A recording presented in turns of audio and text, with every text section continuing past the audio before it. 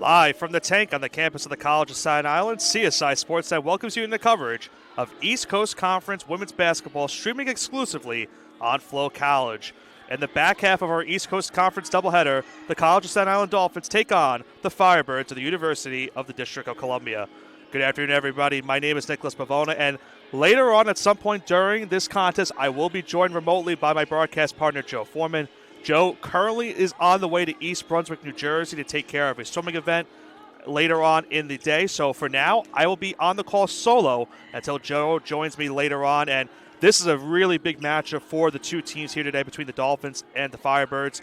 Of course, you see on your screen the conference records for these two teams. And before we get into the conference standings and the playoff outlook for these two teams, this is, of course, the McDonald's pregame show. McDonald's, our proud sponsor here at CSI. They are with us every single coverage of every single CSI men's, women's action here, exclusively on CSI Sportsnet, now on Flow College. And you look at the standings coming into today's matchup, a huge game for these two teams.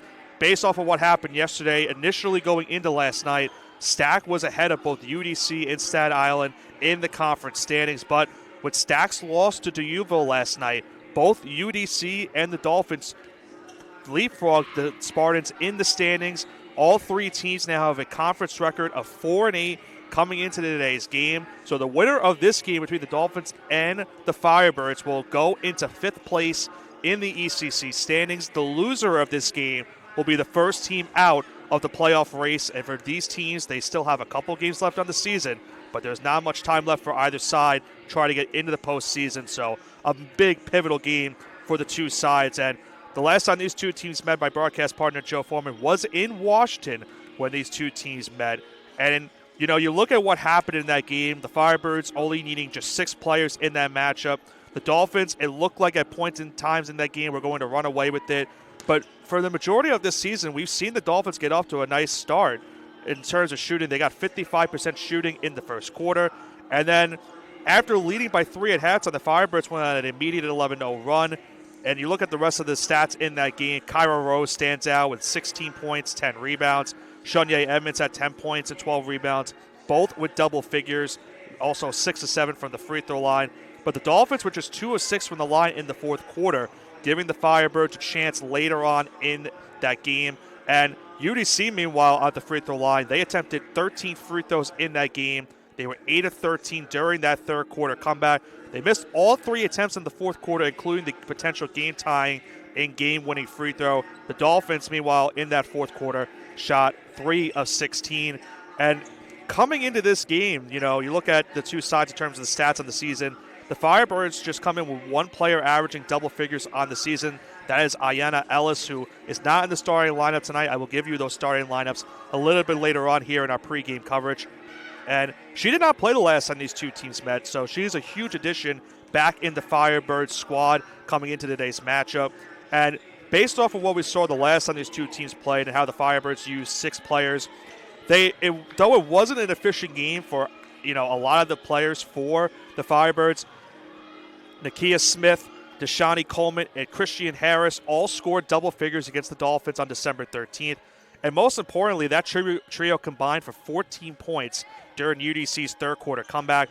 Beyond that, they shot a combined 1 of 10 from the field, 0 of 2 from the free throw line in that fourth quarter. A quarter in which saw the Firebirds just score 7 points in that one fourth quarter. So there will be a little bit of a lighter burden on them to score with Ellis now back on the team. And for the Firebirds, I think it's going to be more of a trying to find that efficient effort all around for them here today. I think one area, you know, where they excelled was the turnover battle. They were a +8 in that game. And the Dolphins have certainly been played by turnovers this season and more games than one. So they'll have to try to fix that in a huge pivotal matchup here. As I mentioned, the winner will be in a firm spot in the ECC standings at a record of 5-8. The loser will be at a record of 4-9. And the first team out of the conference standings, a half game behind Stack, who is right now waiting next couple of days until their next matchup after their loss last night to the Saints of D'Youville University. But we have a couple minutes left till tip-off here at the College of Staten Island. What we will do is we will take a quick break here on CSI Sportsnet on Flow College. When we get back, I'll take a look back at the last time these two teams played. And We'll give as well the introduction of starting lineups, and then we will have tip-off between the Dolphins and the Firebirds. Huge matchup in the ECC. When we come back, it is our Buffalo Wild Wings game recap for the first encounter between the Dolphins and the Firebirds in just a few short moments.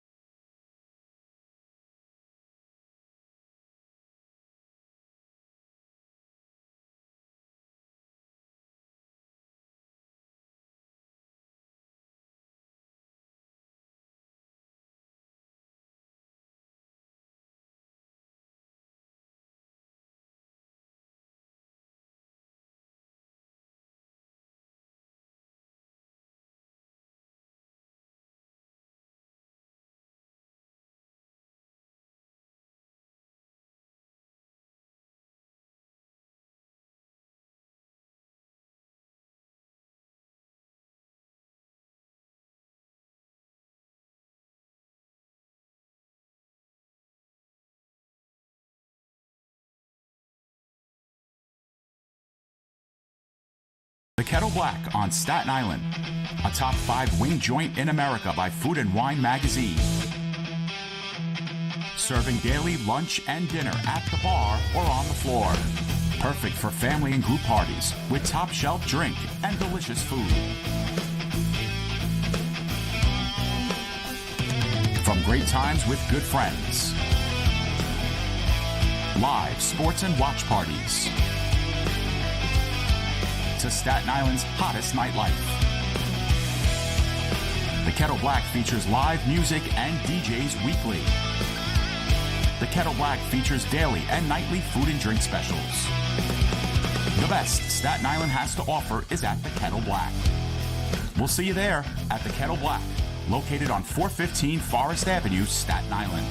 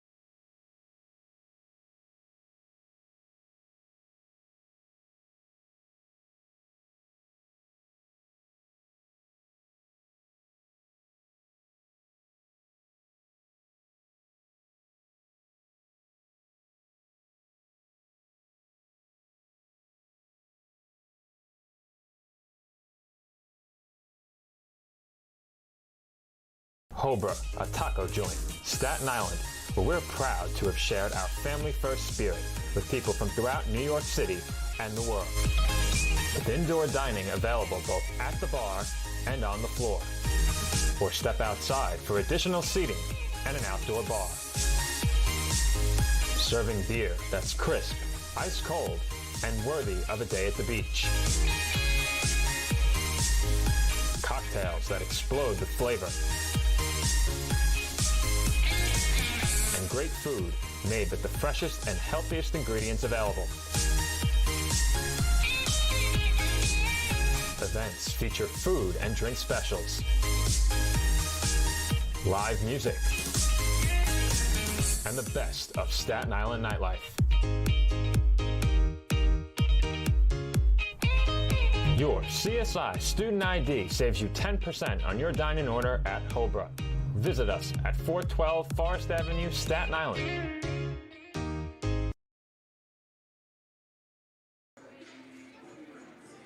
Campuses nationwide, the NCAA is making transformative changes for student athletes.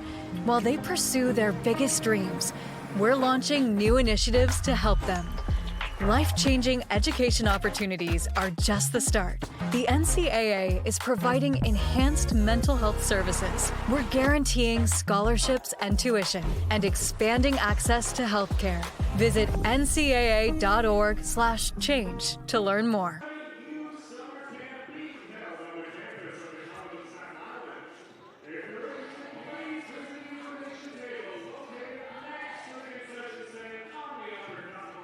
And we are back here for the College of Staten Island, just a few moments away from tip-off between the Dolphins and the Firebirds. And as I had mentioned before our last break, I'm going to take a look back at the last meeting between these two teams in mid-December when the Dolphins faced the Firebirds back in Washington, D.C. This, of course, is our Buffalo Wild Wings game rewind here on CSI Sportsnet.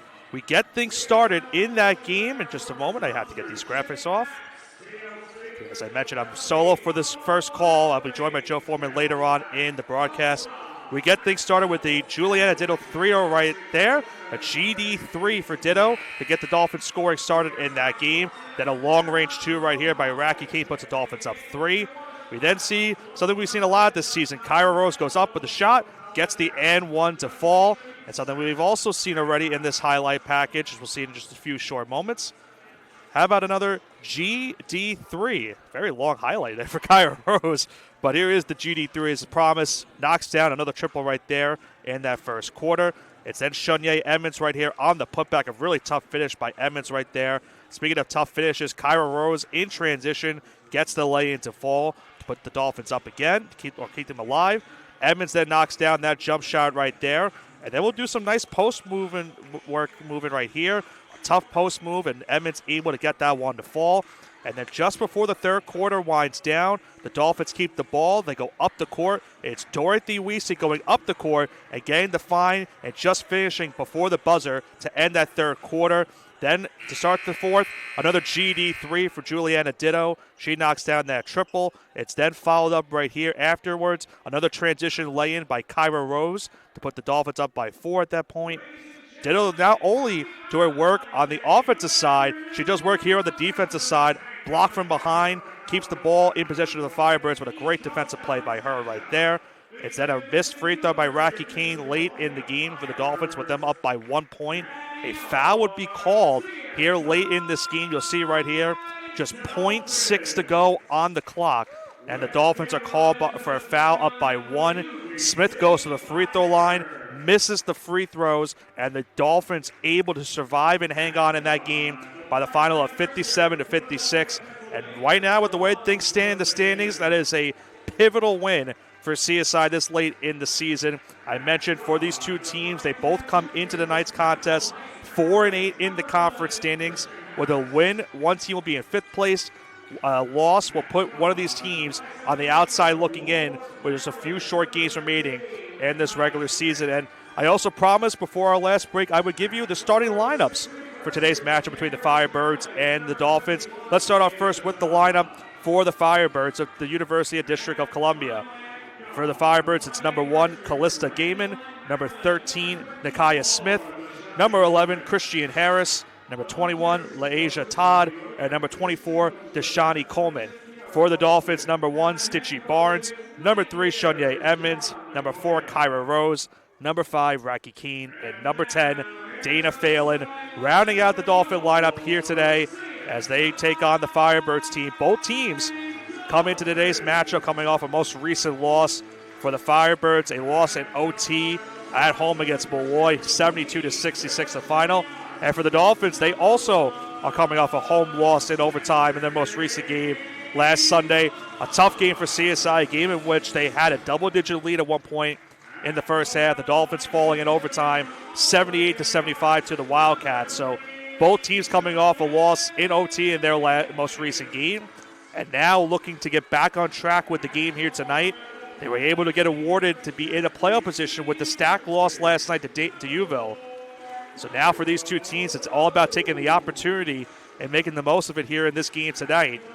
A chance to go back into the playoff race and avoid being on the outside looking in for both sides. In our first game of our doubleheader, a thrilling matchup between these two teams. The men's side, UDC getting a much-needed win on the men's side to keep their playoff hopes alive. They knock off the Dolphins here 81-77. For UDC now, they're 2 losses back in the loss column in the conference play. They have the same amount of wins in the win column, so they're effectively a full game out of that last spot in the ECC standings. And now for the Dolphins, they are now just a half game up on the Malloy Lions for that number 3 seed in the ECC standings.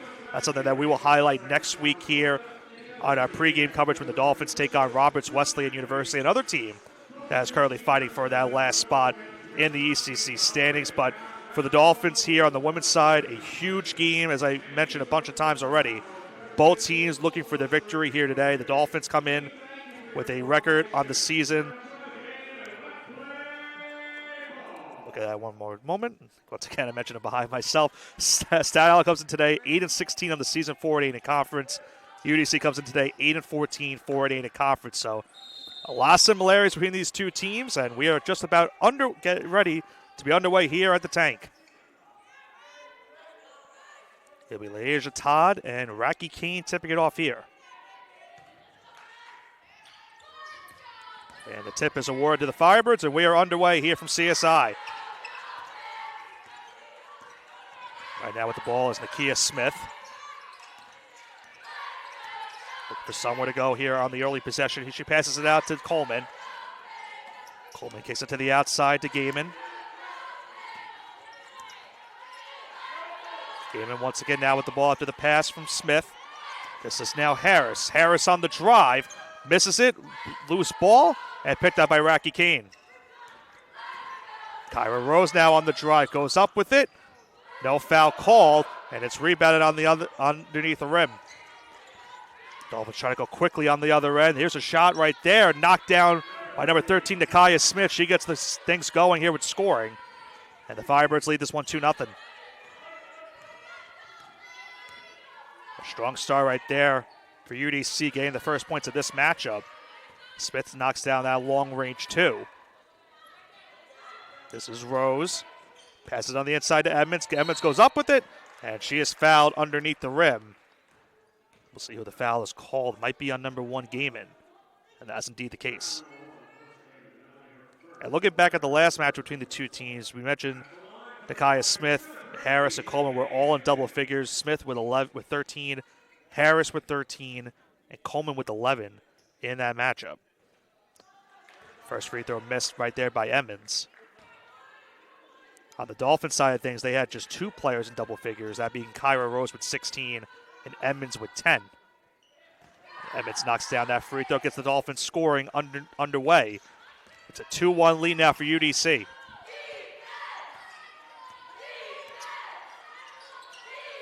Smith gives it up to Harris, back to Smith. That one might have been swatted by Edmonds, but the Dolphins nonetheless get the ball back as that was a missed shot. Here's Raki Kane now. She has it in the mid-range. She'll pass it up now to Barnes.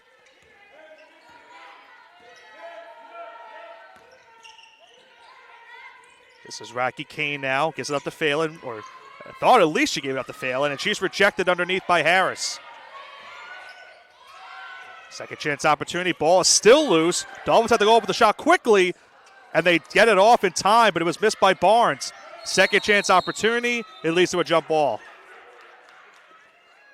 So it was a good fake right there by Kane. She got me on that one. I thought she passed it off to Phelan, but on that initial go-up right there, she missed it. Barnes had a chance right there with a second left on the clock, but the ball rolled off the rim. Right now, Barnes trying to put one of her sneakers back on. Came off in the process, so for the time being, she will check out and attend to the equipment. It'll be Juliana Ditto checking in now. She had a nice matchup the last time the two teams played. A couple big three-pointers as well as a big block in that fourth quarter. Inbound pass to Phelan, now off to Rose.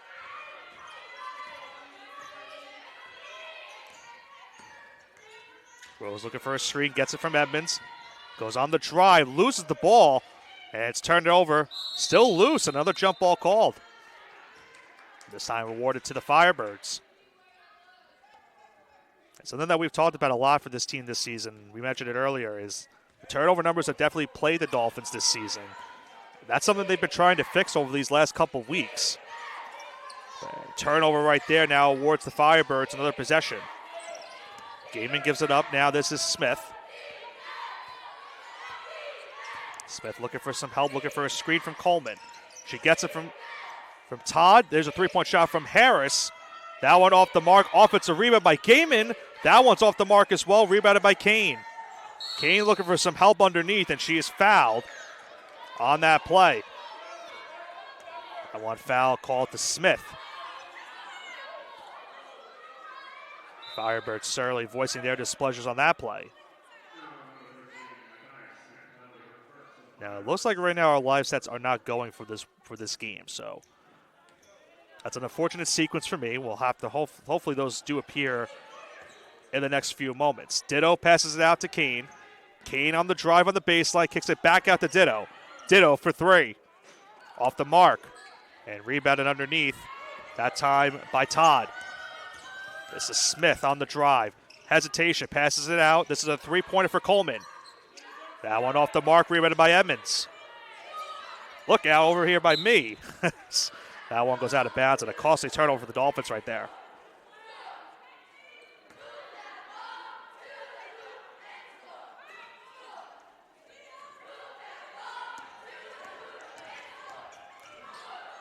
On the drive right there and going up with the floater that time is number 13, Nakia Smith, and it's now a 4-1 lead for UDC.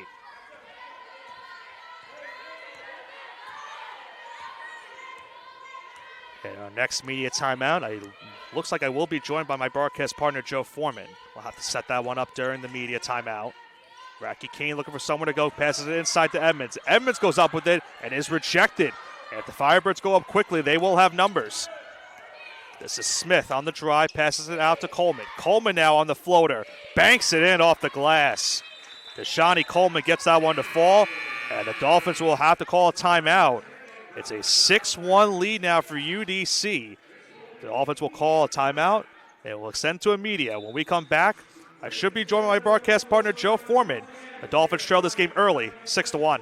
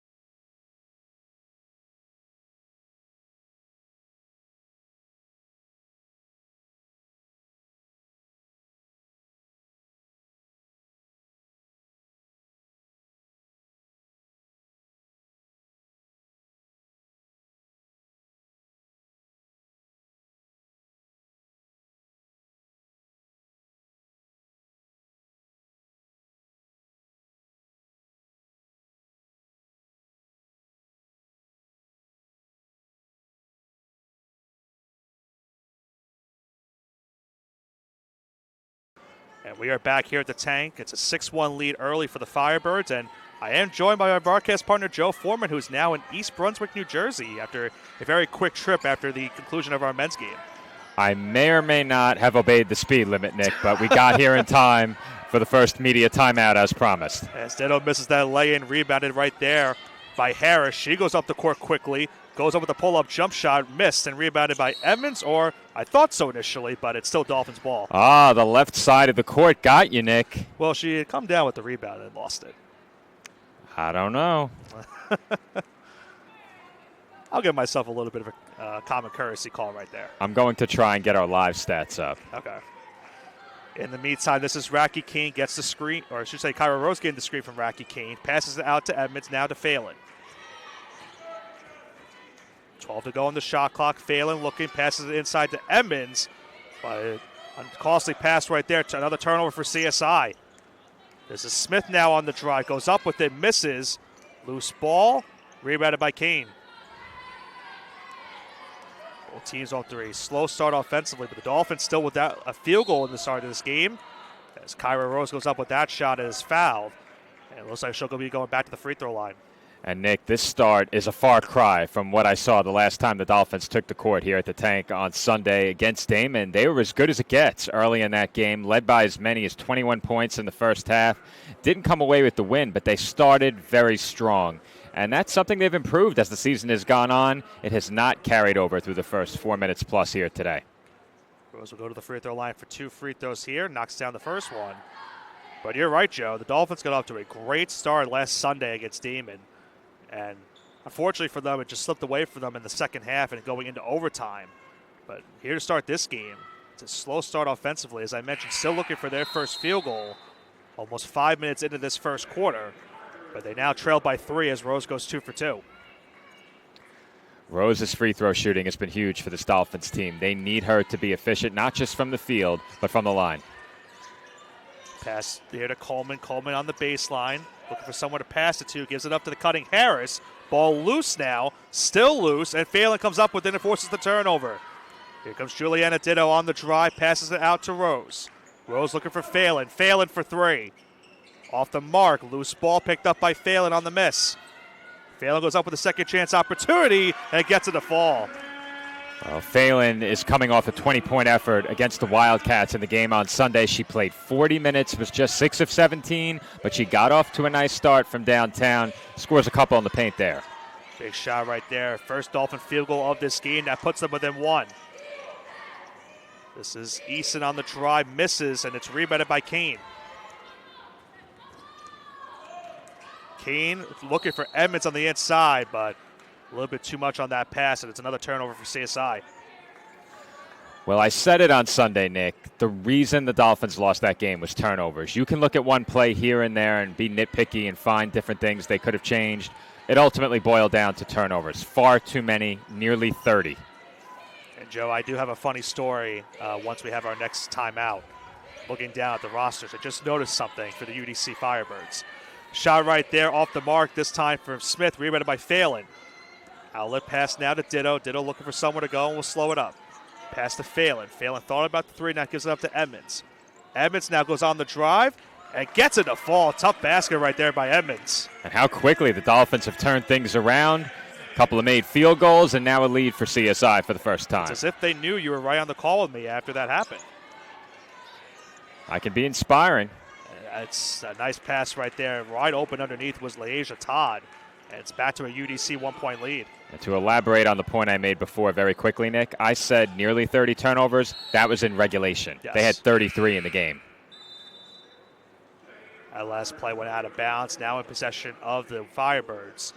And the thing I was going to mention, Joe, is, in our pregame, we were going to highlight Ayanna Ellis, who was not in the last game these two teams played. And I mentioned it during the pregame. I did not notice, though, on the paper, she has been crossed out, so she is not in this matchup here today. Interesting. So the Dolphins are effectively facing a very similar lineup to what they saw in D.C. 3-point opportunity right there. That one gets the fall. Big shot right there. It looks like that was number 0. I said number 0, Joe. No, Nick. you didn't. Aaliyah Eason knocks it down. I know. It's a lot for me to handle right now. It is, I have to admit. I'd love to help you with some more stats, but we don't have any. I know. And it's all fine and dandy for the moment time. This is Edmonds going up underneath, and she's fouled, and she'll now go to the free throw line. I need to know who is to blame, Sidearm or Genius, because calling a game remotely without live stats that's brutal. Is arguably more difficult than doing a game solo by yourself in person. It is. 100%.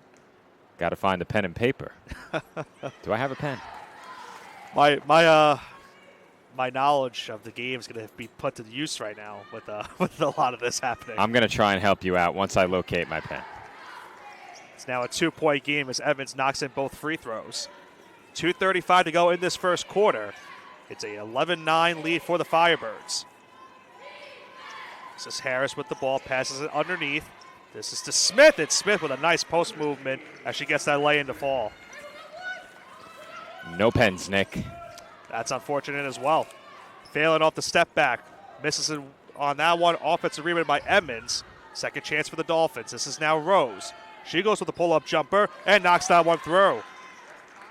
Well, if Rose is knocking down jumpers, that adds a completely dynamic element to her game where you can't give her that space from the mid-range. So many teams have been willing to do that. Another second chance opportunity right there, capitalized by the Dolphins. As a foul's called underneath, might have been on Barnes on that play. And as indeed the case, it is on Stitchy Barnes.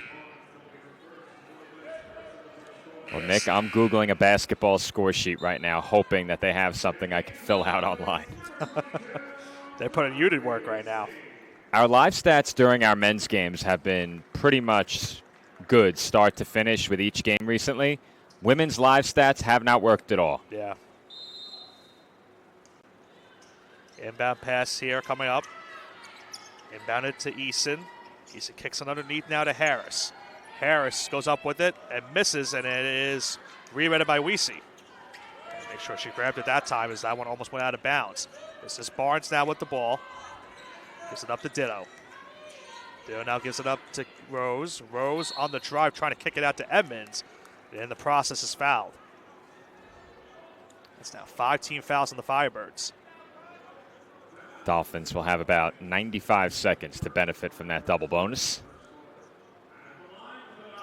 And we didn't really get a chance to talk much about it, Nick. I had to bolt off headset, but we mentioned at the time very briefly how big of a win that was for UDC men's basketball and what that does to the playoff picture for the Dolphins. Yes. Looking for that first round bye and hoping to secure a first round home game. It would still take quite the slide to get out of hosting a first round home game, but that's a game you hate to lose on your home floor and a huge win for UDC. And I kind of, mentioned it a little bit before this game, tipped off, Joe. It's a big win for UDC because they keep themselves alive in the playoff race. And for the Dolphins now, they only have a half-game lead on Malloy now for the number 3 seed. So a lot of implications going on for both sides with now just 3 games remaining. Floater for Eason gets the fall. Nice shot right there by Eason.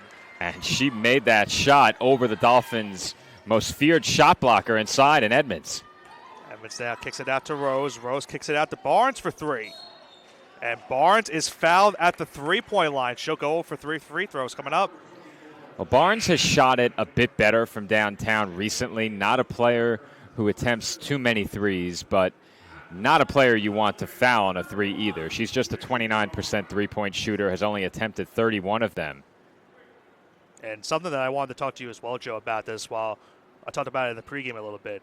The importance of this game for these two teams. I mentioned it a couple times already, but with last night's loss to D'Youville from Stack, both of these teams currently are in the playoffs if the season ended today. But a loss from either side will put them as the first team out of the playoffs at a conference record of 4-9. So it's a must win for both of these teams. When you look at the first meeting and the Dolphins having picked up the win in that game, I think that effectively makes this a must-win for the Firebirds only because of that tiebreaker. Meanwhile, Barnes went 2 for 3 at the free throw line. 1-point lead for the Firebirds, now extended back to 4. As that 3-point shot knocked down once again by Eason, who's had a nice impact so far off the bench. Well, 3's going down for UDC could spell big trouble for the Dolphins. Barnes on the drive, kicks it out to Ditto. Ditto finds Edmonds. Edmonds on the post move, gives it up to Rose. Rose, in the process, loses the ball, and it's a turnover once again for CSI. And I know you highlighted this during the pregame, Nick, but in case any of our audience missed it, 3 teams at 4-8, 1 team at 3-8. So you're looking at right now 4 teams competing for 2 spots. Yeah. And I'm sure you laid it out just like that. Yep. Did the best I could. Inside pass right there to Lewis, and it goes out of bounds. Nice defensive play right there by Edmonds. Remains in possession of the Firebirds. 13 seconds on the shot clock. 18.8 to go on the game clock in this first quarter. Inbound pass once again to Lewis. Now gives it up right there to Gaiman. Correction, that is Maya Johnson. Kick out pass to Harris. Harris on the drive. Cannot make it. Rebounded by Ditto. And once again, another jump ball is called underneath the rim. A couple times we've already seen that in this first quarter. Yeah, the Still way you Dolphins said ball. it was as if I knew and I was listening, but I had to have my eyes on the road, Nick. That's true. Thankfully, you did that. Considering I was going X miles per hour, we won't put a number in there. Barnes looking for the last shot of the quarter, but it hits off the side of the backboard. And that will do it for this first quarter here at the Tank. At the end of one, the Firebirds lead this game 18-14 in a back-and-forth match between these two teams with a pivotal playoff spot on the line in the ECC standings. We'll be right back from this break.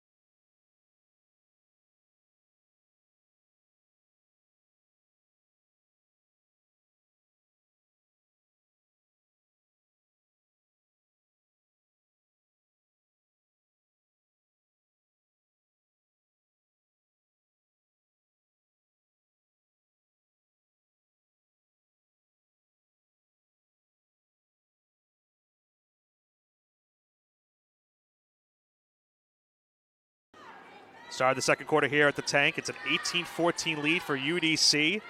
Dolphins put a couple minutes in that first quarter without a field goal, but have kept this game within 4 and now make it 6 as quickly to start this quarter. It's Leasia Ta with that basket. Well, if UDC can knock down some threes and assert their will around the basket like that, that's a dangerous offensive attack that will have the Dolphins with their hands full. Barnes on the spin move, passes it out to Weesey. Weesey now on the drive. That one missed, might have been tipped on the way up. Now up the court is Maya Johnson. She has it. Johnson now slows things down. This pass out now to Eason. Eason gives up to Todd, who gives it now back up to Johnson. Johnson to Smith. Smith looking out to the corner. Shot from Johnson off the marker, rebounded by Emmons. Weesey just gets it over half court, passes it to Barnes. Barnes to Rose. Rose with a long two. Off the mark, ball is loose, and Weesey comes up with it. The Dolphins were looking maybe for a foul. Fire was looking for a travel, but a turnover is there. Missed right there by Smith. Body's hitting the floor, and it remains in possession of the Firebirds. Well, if you go back just a bit, Nick, as the Dolphins brought the ball up and Weesey got it across the timeline, how many times have we seen the Dolphins attempt cross-court passes as they take the ball across half court? Oftentimes, those become turnovers. Yeah. They were very close to having a backcourt violation on that play for sure. Easton goes up with that one, misses it, rebounded by Phelan. Phelan will bring it up the court, passes it out to Rose. Rose now on the drive looking for help. Gives up to Kane, who gives up to Barnes. Barnes for the long two. Gets that one to fall. Stitchy Barnes shooting it with confidence, and that's what you like to see. I think in the second half of the season, she's been much more adept at knocking down those shots and much quicker on the trigger from the outside. I almost gave myself a pat in the back for initially saying a long two. Didn't want to assume it was the triple on that play. That one was a three. Offensive rebounded by Johnson. And Johnson's shot is rejected by Kane. Nick, I mentioned Edmonds the most feared shot blocker. Kane the Dolphins leader in block shots. Pass inside to Edmonds on the post. Edmonds trying to find the cutting Rose, but throws it away. It's another Dolphin turnover. Right idea, wrong execution there for Edmonds. That's a good look and potentially an easy two for Rose. But those kinds of turnovers, you hate to commit them, but you're okay with them. It's a turnover in the midst of making the right decision. Some of the turnovers we saw on Sunday especially were not like that. And I think, that's the one stat I would really like to look up without the live stats right now is how many turnovers the Dolphins have, because they've had a couple already in this first half. As right there, Easton travels, going back to CSI. Speaking of turnovers, there's one for UDC. And with the start the Dolphins got off to, I think you have to be okay with trailing only by 4. And since I've joined the stream, Nick, UDC shooting it decently enough, especially from 3. Edmonds gives it up to Rose. Rose does have a size mismatch if taken. Deep 3 from Phelan off the mark. Might have to look at him over here, but it is Todd that grabs the rebound. That was a deep attempt, Nick. Yeah. Fins up. And that's a big 3 right there. Once again, it's Eason that knocks down that triple. I mentioned it earlier. She's had a really strong impact off the bench. Sure has. And mental math, Nick, I think she has 8. I'm right? I'll take your word for it. She might be in double figures, though. Possible. She might have 10. Speaking of 10, this is Phelan. He gives it up to Racky Kane. Kane with a long 2. Gets that one to fall. You can't give Racky Kane any room from inside the 3-point arc, whether it's from the mid-range or around the basket. When she's faced up to the rim, she can knock down jumpers. She can knock down some more creative attempts. It felt like a big shot the Dolphins needed, trailing by 7 at that point. They now trail by 5. Johnson kicks it up to Eason. Eason on the pump fake. Now takes the jump shot and gets it to fall again. Well, Nick, Eason is really changing the complexion of this game with her scoring here in the second quarter. Missed 3 by Phelan, offensive rebound by Edmonds. Now up to Kane. Kane gives it up to Barnes. 7-point lead now once again. Kane now for 3. Off the mark. Edmonds with a tough rebound, and she was fouled before the shot went up. And looking at where Racky Kane caught the ball initially, before the 3-point attempt, she caught it back to the basket, defender right up on her. That's how I'm forcing her to catch the ball. If she's faced up, I'm getting right in her grill, force her to try and drive by you. If she catches it back to the basket, stand your ground and force her to go to work in the post. Do not give her space for those mid-range jumpers. We see Phelan and Roche checking out. Singer and Ditto checking in for the Dolphins off the bench. Barnes on the drive. Passes it out to Kane. Kane with another 3-point opportunity. Splash. Well, don't give her room from there either, Nick. You give her that much space, she will take that 3, and that time she makes that 3. Big shot by Kane. Dolphins now back within 4. It's passed to Lewis. Lewis gives it up back to Eason. Eason now with a long range 2. Off the glass and off the mark. Loose ball. Bodies in the floor again, and it's rebounded by Barnes. Barnes on the drive. Kicks it out to Ditto. Ditto for 3. Splash. Splash times 2. A GD3 makes it a 1-point game, and if you're the Dolphins, you have to feel good about seeing your outside shooters heating up. And we saw in the first time these two teams played, I mentioned it earlier, Ditto with some big 3s in that game, as well as a key block late in the fourth quarter. This is Eason now with the ball, gets a screen from Lewis. Pass back underneath to Lewis, and swatted out of bounds by Racky Kane. Well, Ditto attempted 9 shots in the game against UDC back on December 13th. All 3-pointers, 3 of 9, but just 3 games ago, she's coming off her highest scoring effort as a Dolphin. We just got one more look at the Kane 3, but Ditto in that game against Malloy, 17 points on 6 of 11, 3 of 8 from downtown. How about one more? Another GD3 for the Dolphins. Back-to-back triples put them from down 7 to now down 1 point. 5 minutes ago in this first half. Firebirds lead this one 25-24.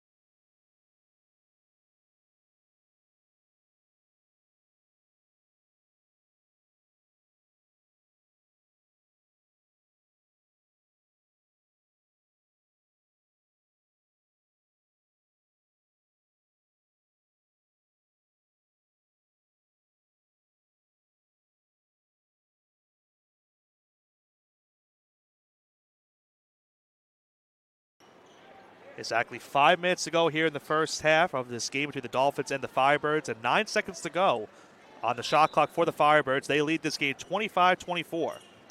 Todd gets the inbound, passes it up to Gaiman. Gaiman back out to Johnson.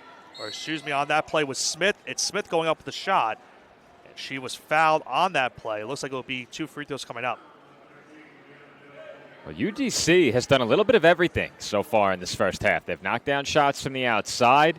They've scored a bit in the paint, and they are drawing the foul ahead of the shot attempt. But it's been a well-balanced offensive attack so far for the Firebirds. That last shot missed by Harris, rebounded right there. Here comes Stitchy Barnes up the court, loses the ball on the way there, and it remains in possession of the Dolphins. And I think the other part of that play, too, Joe, is, yes, it wasn't a shooting foul, but it's a tough foul for the Dolphins because it was only 3 seconds to go on the shot clock.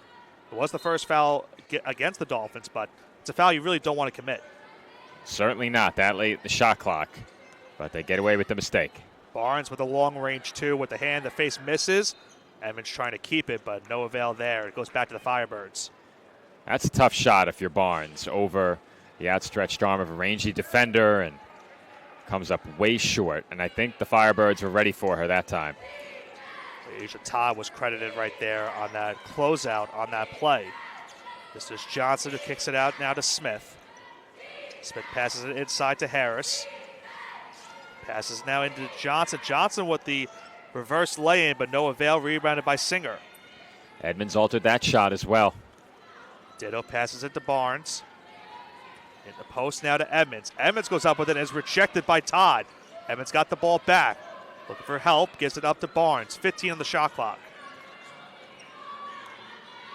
Dolphins taking a little bit of time now. Under 10 to go, 7 on the clock. Ditto has the ball.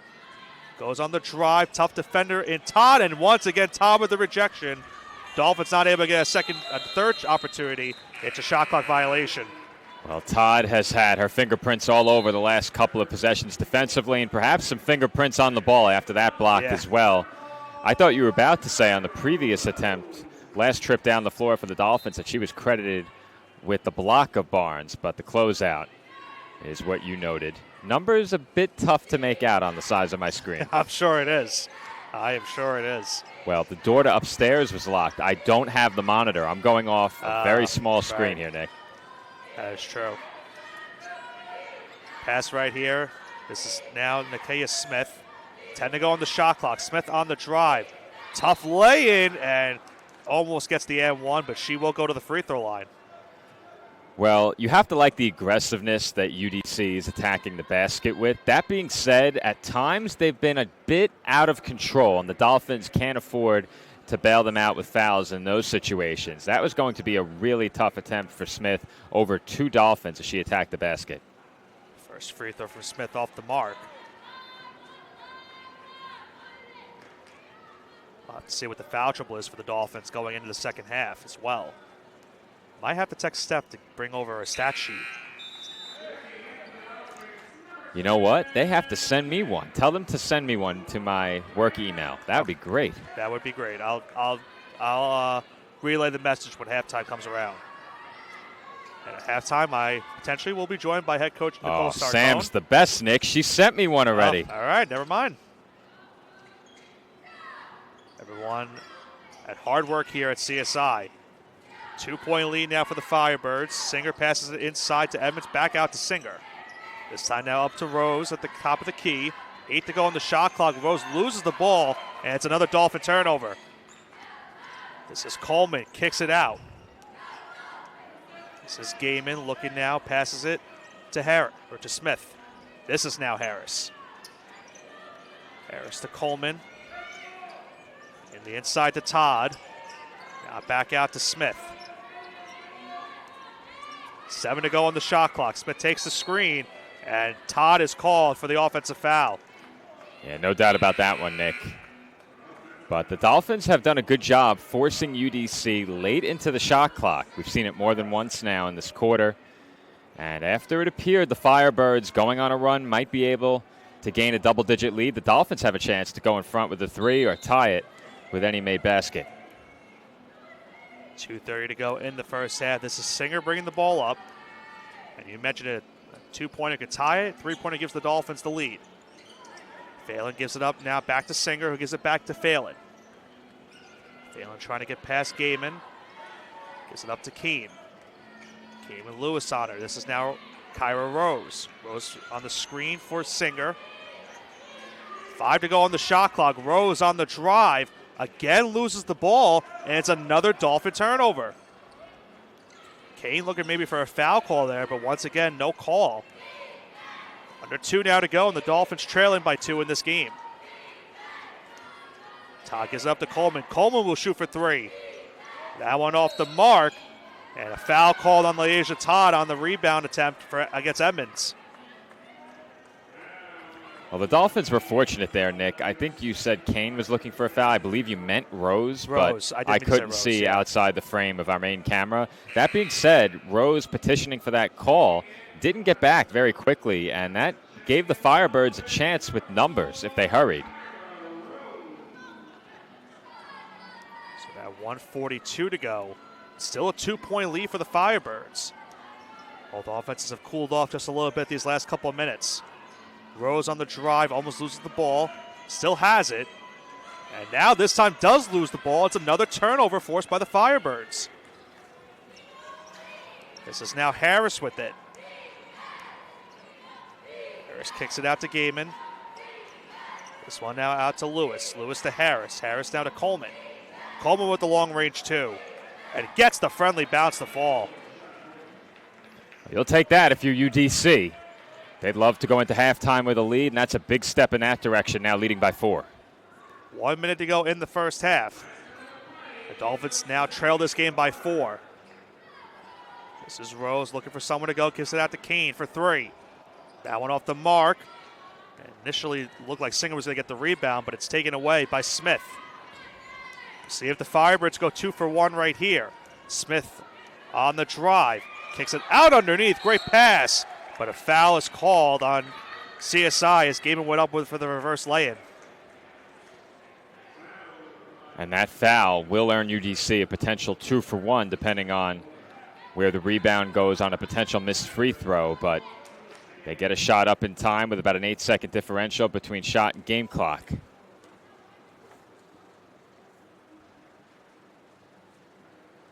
That first free throw off the mark by Gaiman. Exactly 38 seconds to go in the half, as you mentioned. 8-second differential between the game clock and the shot clock. It is a potential miss for a game, and we'll see how much time is left afterwards.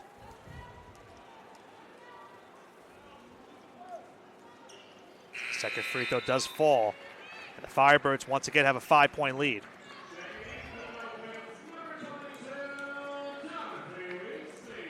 So exactly 8 seconds between the game clock and the shot clock. Dolphins will bring it up. This is Singer. Singer kicks it underneath to Weesey. Weesey looking for somewhere to go, and she traveled in the process. Well, the Dolphins continue to be plagued by turnovers, and Nick, that just seems like an issue that's not going away. And I think as the season draws close to a conclusion now, with this team hoping to earn a playoff spot, it's a very concerning issue. And thankfully for the Dolphins, they're only trailing by 5 right now at this current point in time. Firebirds will look for the final shot of the first half. This is Smith with Singer on her. Smith gets the screen from Lewis, kicks it out to Eason. Back underneath, and the Dolphins are able to force a turnover. 5 seconds on the clock.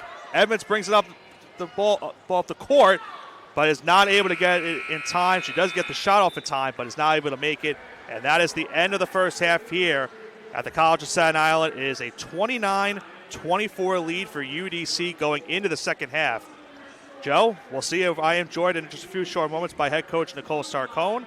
Her team trails by 5 when we come back.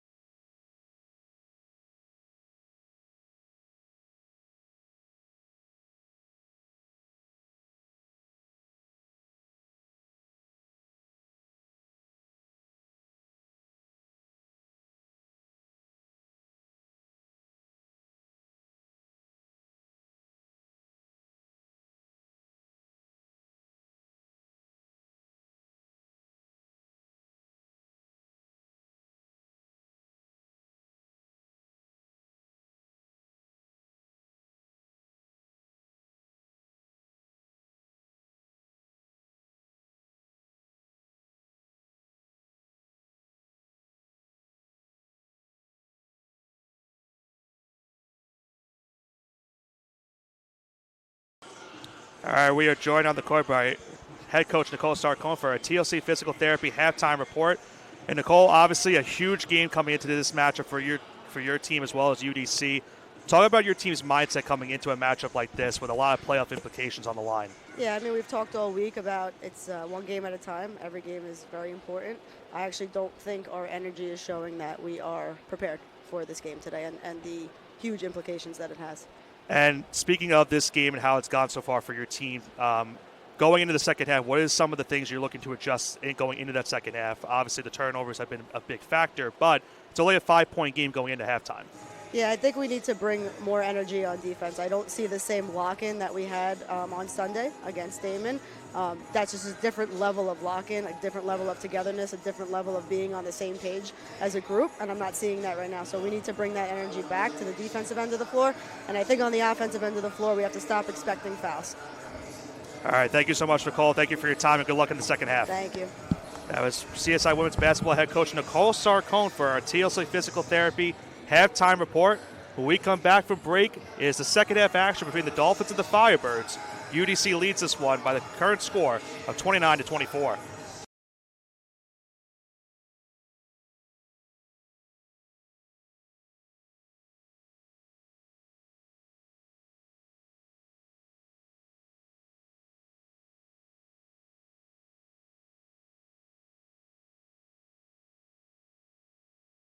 Hobra, a taco joint, Staten Island, where we're proud to have shared our family-first spirit with people from throughout New York City and the world.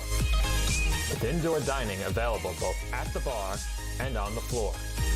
Or step outside for additional seating and an outdoor bar. Serving beer that's crisp, ice cold, and worthy of a day at the beach. Cocktails that explode with flavor. And great food made with the freshest and healthiest ingredients available. Events feature food and drink specials, live music, and the best of Staten Island nightlife. Your CSI Student ID saves you 10% on your dine-in order at Hobra. Visit us at 412 Forest Avenue, Staten Island.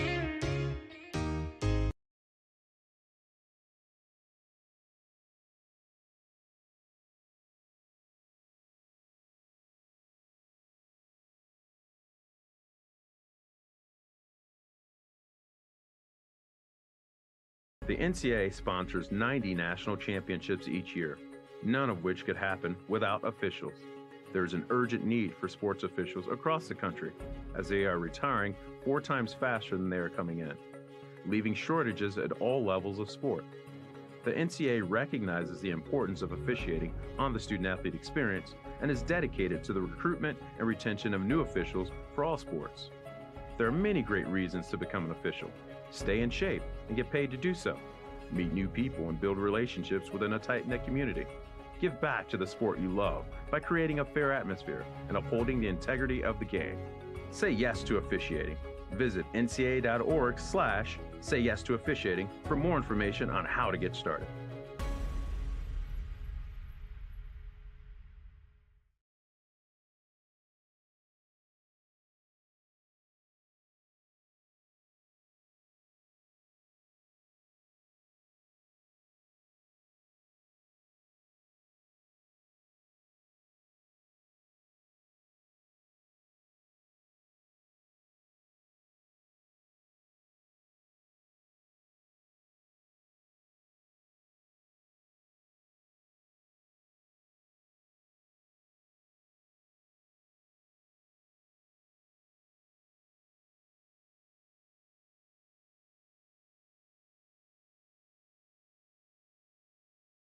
No, right. The podcast that uncovers the origin stories of some of the biggest names in sports, media, and entertainment. Nick Durst here along with Joe Calabrese. Here we are, 200 episodes later, about 150 episodes with guests, our friends, soon to be your friends. Well, it's pretty clear, Joe, that it's all about You Know I'm Right, the podcast. That's my You Know I'm Right moment. wanted to do a podcast, and everyone was like, what are you, crazy? Who's going to listen? You're not going to get guests. Well, guess what? I'm the best when it comes to getting guests. You could vouch for that. I am so happy that you asked me to do this. I couldn't have been more thrilled. And follow us on socials, check us out. I promise you, if you want to work in media, whether you work in media now, whether you want to quit your job and work in media, come to us, and I promise you, we will get you on the right foot. That's what it's all about, uncovering the origin stories of some of the biggest names in sports, media, and entertainment. Keep it locked on You Know I'm Right.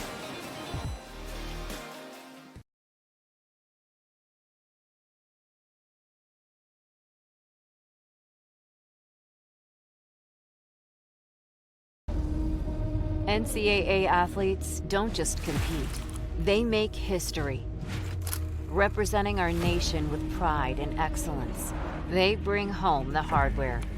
Our college campuses serve as training grounds for the next generation of stars. Catch tomorrow's Olympians and Paralympians on the NCAA Championship stage today.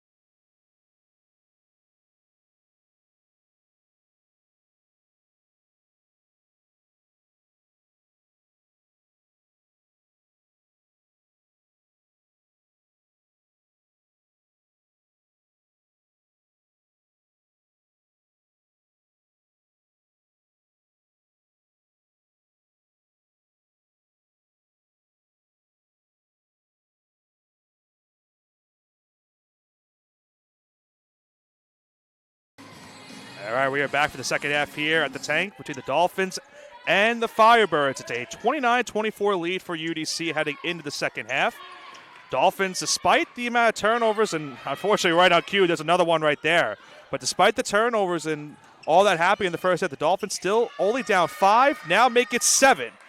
It's a 31-24 lead. Unfortunately, 2 back-to-back jinxes by me right there. I was sure Joe, who had a couple of jinxes in our first game of our doubleheader today, is definitely loving that I just did that in unison.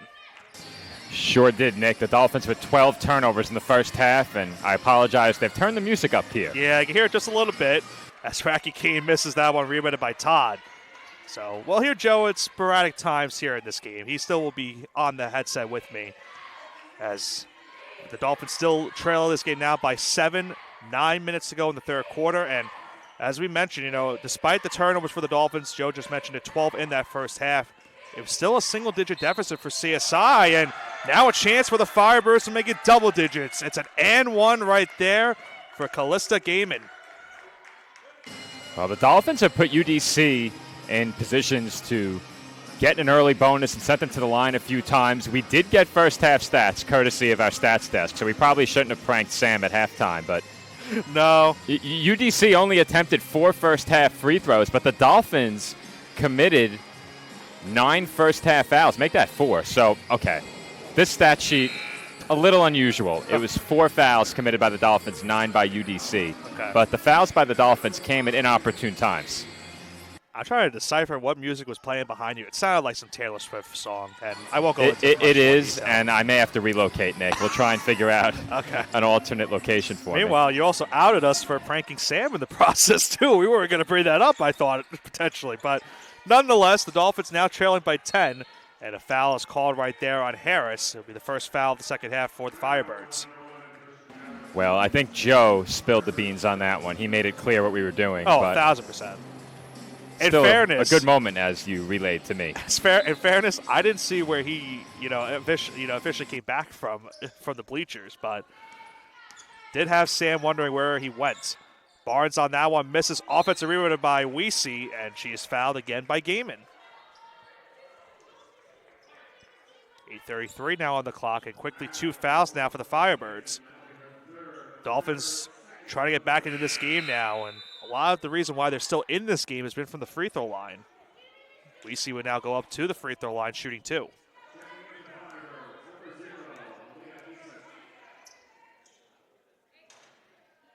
Weesey gets the friendly bounce right there, puts the Dolphins back within single digits.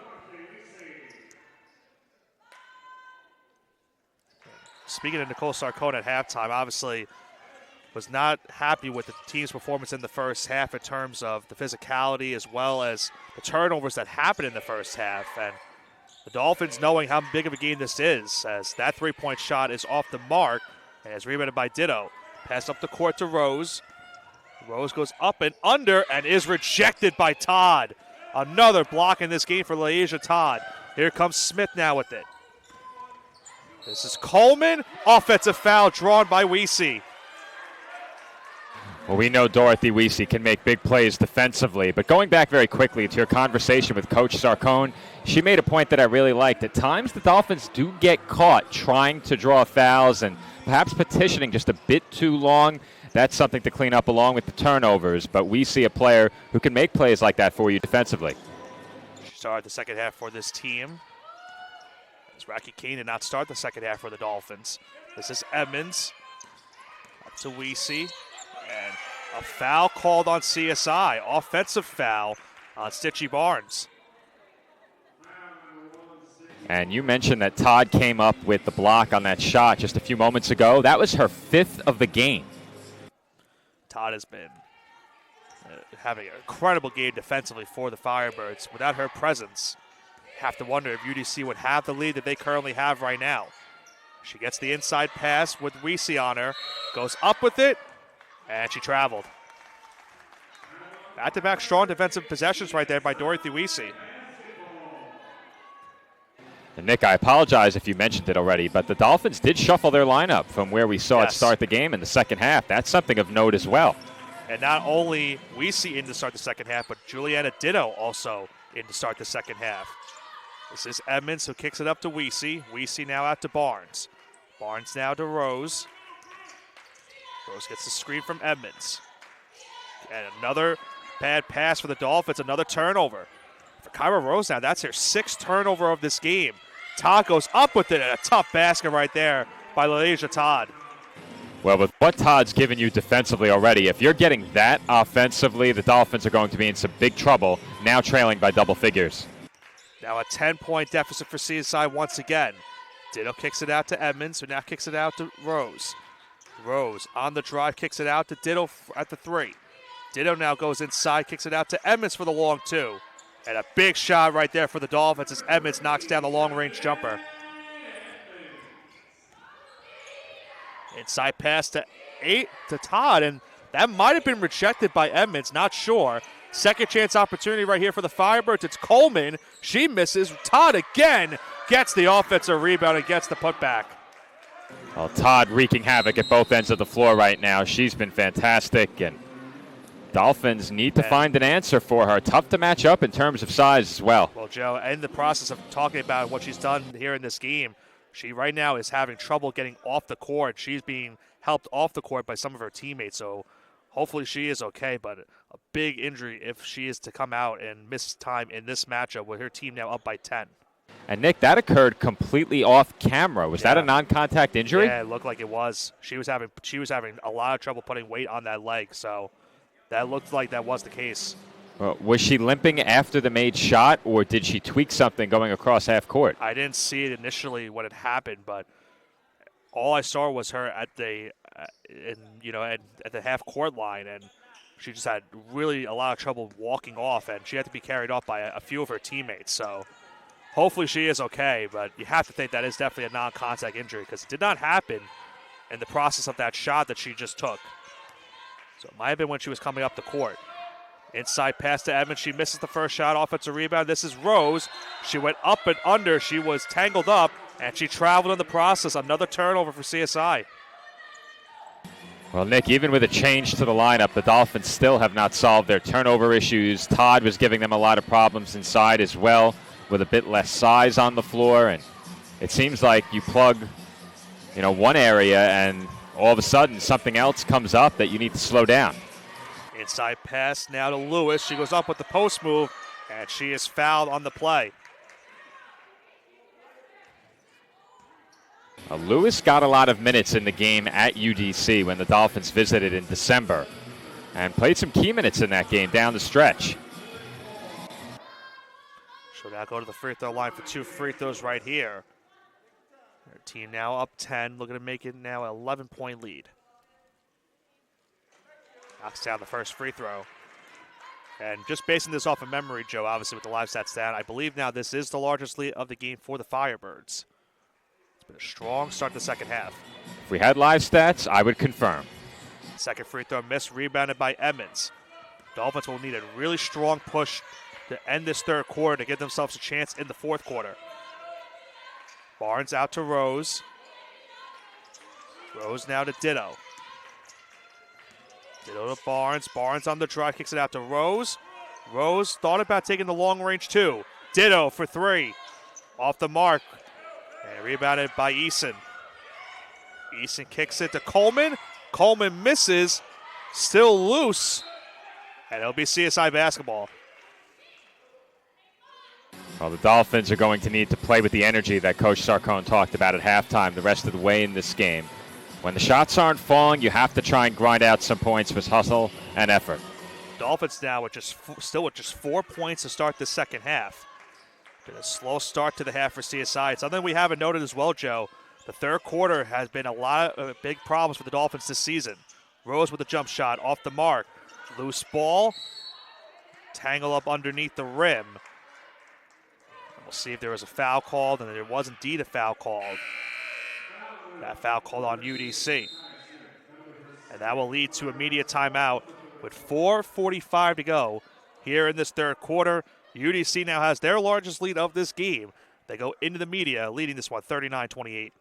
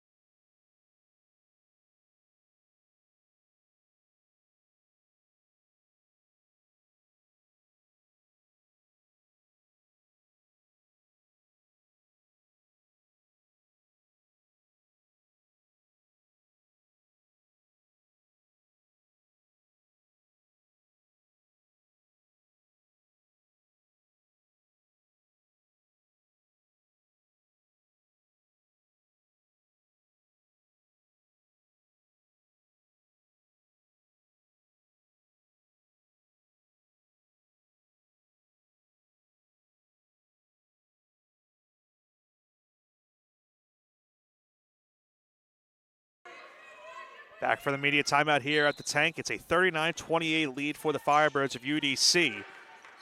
Dolphins still struggling here to start the second half, and shows right there. Another turnover for CSI right off of the inbound pass. Slowing things down now is Smith. Smith looking for somewhere to go. Tries to kick it inside to Lewis, who just is able to keep it alive. Lewis now with the kick out underneath to Harris. Harris back out to Eason for three. Eason has been automatic. She knocks down another three. Aaliyah Eason has been deadly from the outside mark here, especially coming off the bench. It has been a huge reason why the Firebirds are leading by 14 points now. All of her bench points are probably the difference right now in this game.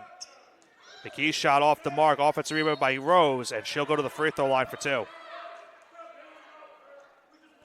And I mentioned it before, for the Dolphins, if they want to have a chance in this game, going into the fourth quarter, they've got to find a way to cut the deficit to single digits.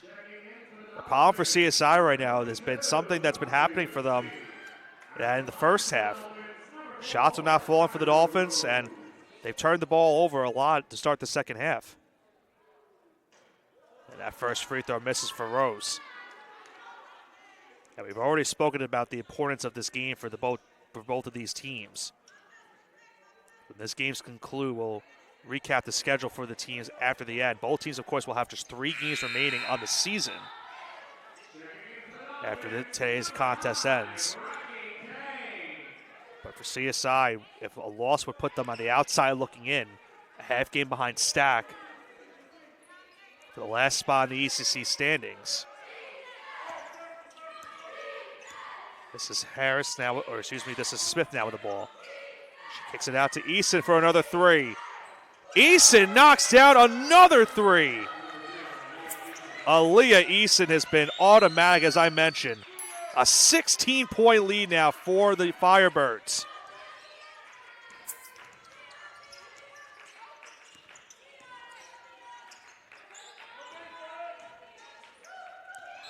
Loose ball underneath. And it's going to go back to the Firebirds. It's another turnover.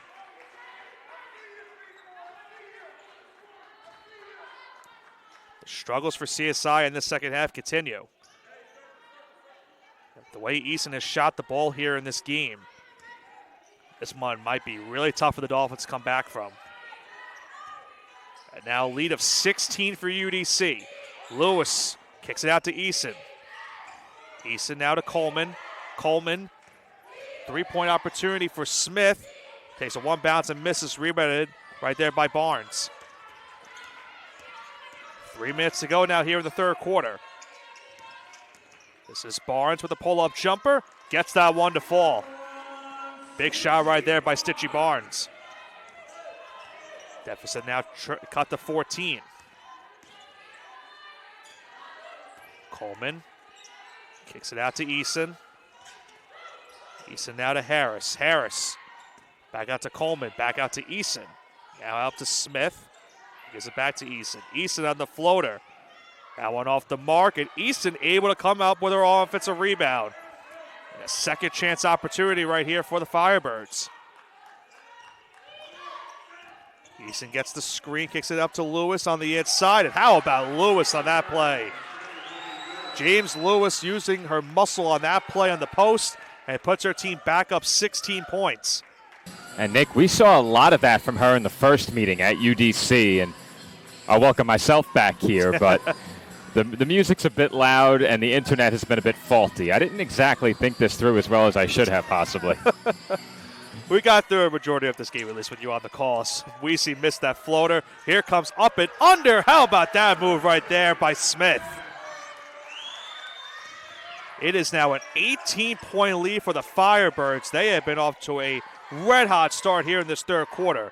Ditto misses the three. Offensive rebound. It's missed once again. Another second chance opportunity for the Dolphins. Ball is loose. A turnover was forced, and it's going back to the Firebirds. Things have just gone from bad to worse, unfortunately, for the Dolphins. Heading into the media timeout, or it looks like the Firebirds might have called a timeout, but nonetheless, this timeout will bring up a 18-point lead for UDC, their largest lead of the game. 1:27 to go in the third quarter, 49-31 the score.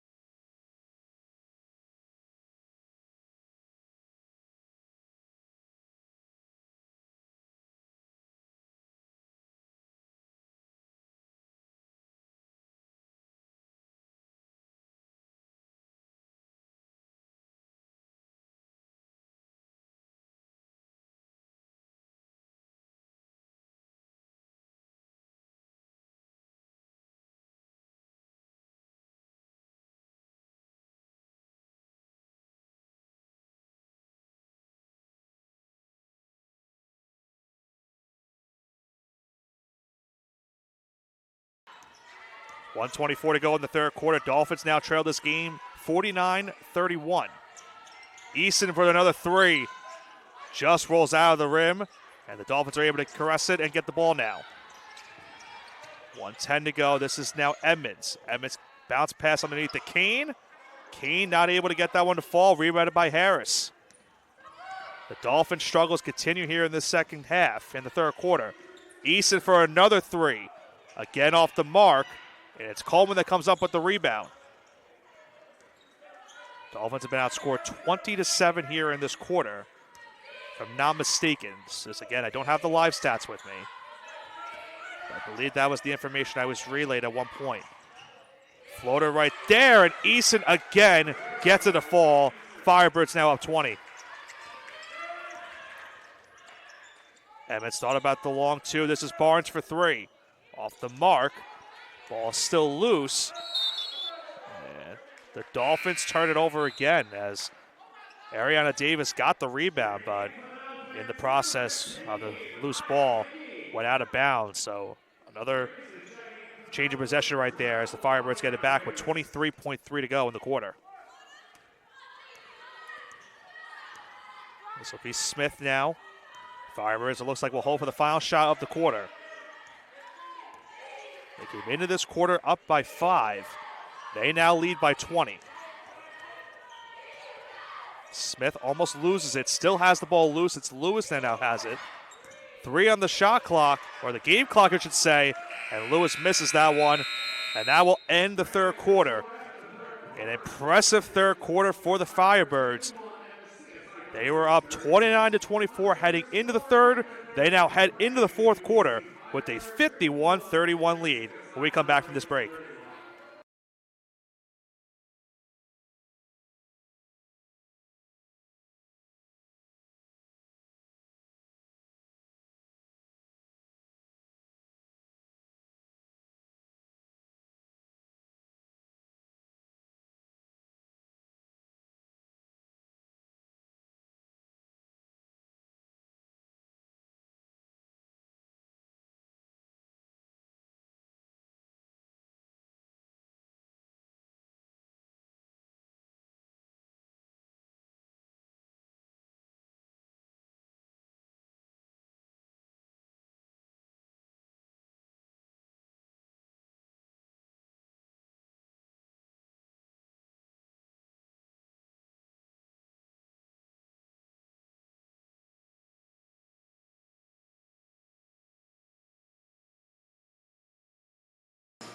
About to be back for the start of the fourth quarter here at the tank between the Dolphins and the Firebirds. And Joe, unfortunately for the Dolphins, it's another rough third quarter for them this season.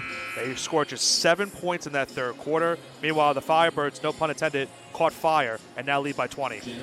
They sure did, Nick. And now, in addition to the music here in the building, announcements are coming over public address. So perhaps this one bled just a bit too late to try this. Don't know if you can hear me, but you made the point, Nick. Really tough third quarter for the Dolphins. It's been a trend all year. It has to change, and time is running out. And we'll see how much more times we'll hear Joe Foreman today, especially with the music and the public address announcements going on in East Brunswick, New Jersey. This is now Smith, kicks it out. This is Eason. Eason floater off the mark. Offensive rebound by Lewis. And it'll be CSI basketball. Lewis might have stepped on the baseline potentially, not entirely sure. Might have lost the ball in the process, but it will be CSI basketball.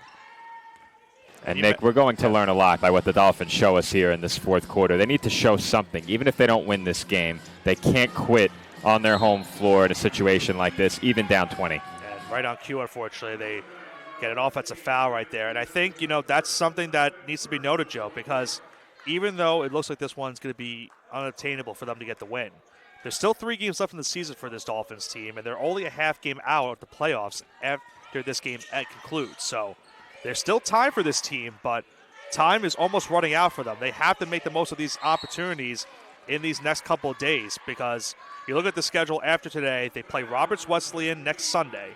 And where Roberts Wesleyan is in the standings, that's a game that you want to have. Roberts Wesleyan is 1-10 on the season in conference play. Then you go to Flushing on Wednesday to take on Queens, who currently right now is one of those teams, as you mentioned earlier on, is a half game out of that 5 seed. And then they round out the year at home here on Senior Day against Malloy, who's currently the 3 seed in the ECC at the moment. Well, the good news is they have a favorable schedule for at least 2 of the 3 games. You get 2 teams in the bottom half of the standings. That Malloy game might be a must-win in terms of playoffs. You hate for it to come down to that, but at least you have a chance. Senior Day on your home floor. And when we have a next time in stoppage, I'll bring up the schedule for UDC to round out this season for them as well. This is Barnes with it. Kicks it out to Weesey. Almost turned it over right there. Inside pass to McGee, and another foul. This time called on the Firebirds, as the foul was called on Todd. Excuse me, that was on Smith, so another foul on her. For the Firebirds, after today, they are back on the road on Wednesday against Roberts Wesleyan. Then they go to Malloy on the 25th, and they round out the year at home against Queens. So they have some pivotal matchups coming up as well, trying to keep their current positioning in the standings. As Dorothy Weesey knocks down that long range too.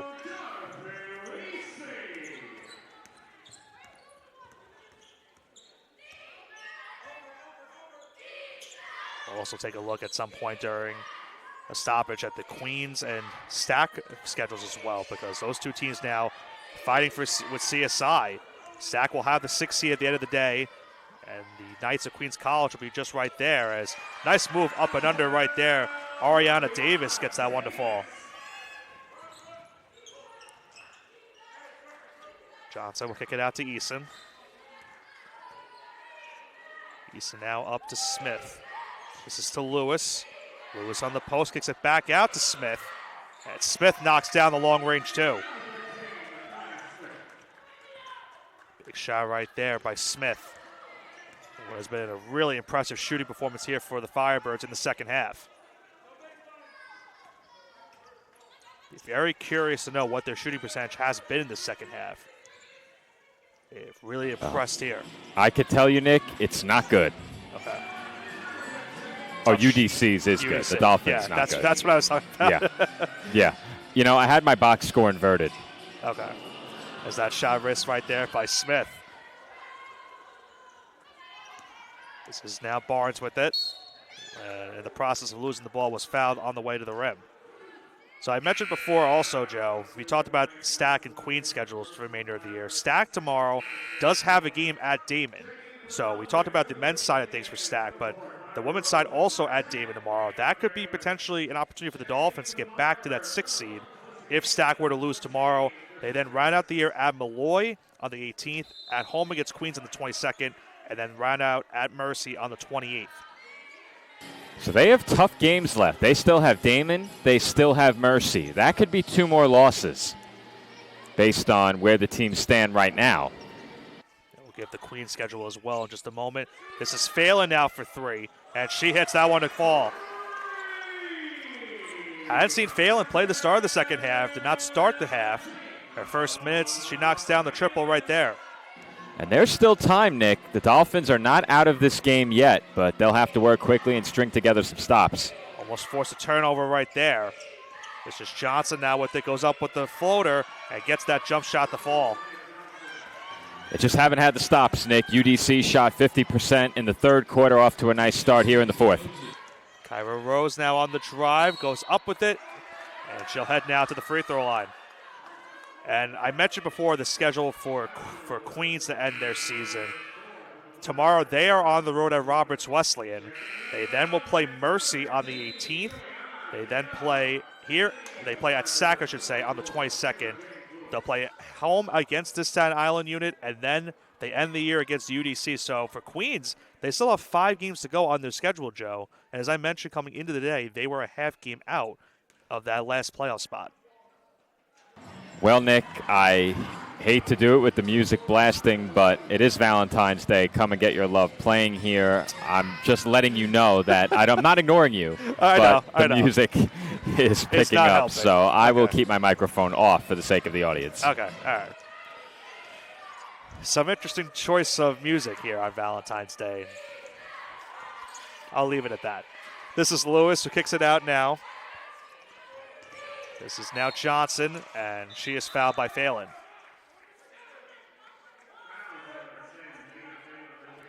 Oh, Joe and I talked about this earlier as well during our men's broadcast. For the Dolphins, they will be back here on action next Sunday, both the women's and men's side, as Lewis goes up with that post move and misses it, rebounded by Kane. Dolphins almost turn it over. Look out by the scorer's table, as Smith was trying to keep that ball in bounds, and thankfully no equipment was harmed on that other end. That will get me to unmute my mic. I'm sure it will. I'm sure it will. Let's just keep it over there, Joe. Even though I don't want any equipment to be harmed, with me by myself, I would like to, stay out of the action as Edmonds there travels. And as well as, I'll go back to my earlier point, we talked about the women's and men's side both playing Roberts Wesleyan next week. For Joe and I, we will have some broadcasts in between those games next Sunday. We're back on the air on Monday at SIUH Community Park. Joe and I will be calling the first baseball game of the season for the CSI baseball team, coming off of a top seed in the ECC standings last season, looking to get back there this year. As another foul called underneath the rim, this time it looks like by Edmonds. And for Joe and I, we'll be back on the air next Saturday, where we call softball action for the first time at the newly renovated softball complex as well. Well, Nick, you better hope they trim the tree. Otherwise, both of us won't be able to see anything. That's true. I'll be in a hotel room in Myrtle Beach, and you'll be up in the baseball press box. That definitely will harm. Hopefully that's not the case. I think you and I might have to take a look at that tree at some point. I might take a look at it before I leave to the campus today. And unfortunately, another turnover right there for the Dolphins. And what has just been something that's been really plaguing them. Now, we mentioned it earlier. It's been plaguing them all season, but it's really hurt them in this game here today. A lot of plays where they're looking for fouls. They've led to turnovers. A play like that has happened so many times when they're trying to go up the court quickly. And you also have to credit as well the shooting for the Firebirds in this game. Big shots, especially from Easton, who has been a really big shot maker on the outside. And right on cue, she takes the three and nets that one to fall. Easton just continues to shoot the ball from the outside at an efficient rate. Their team back up by 18. And Joe also mentioned it earlier, with the Firebirds losing the first encounter, they really needed this game. Edmonds on the long range 2 off the mark. And that one goes out of bounds, remains in possession of the Dolphins. As we'll head into our final media timeout of this game. The Dolphins under 4:43 left now, or I should say 4:43 left in this game. UDC looking on their way to going 5-8 conference play and having a top 5 seed in the ECC standings. The Dolphins, meanwhile, will have to try to figure out a way to get into the postseason, a half game back of the standings. At the conclusion of this game, our final media timeout makes it a 60-42 lead for UDC.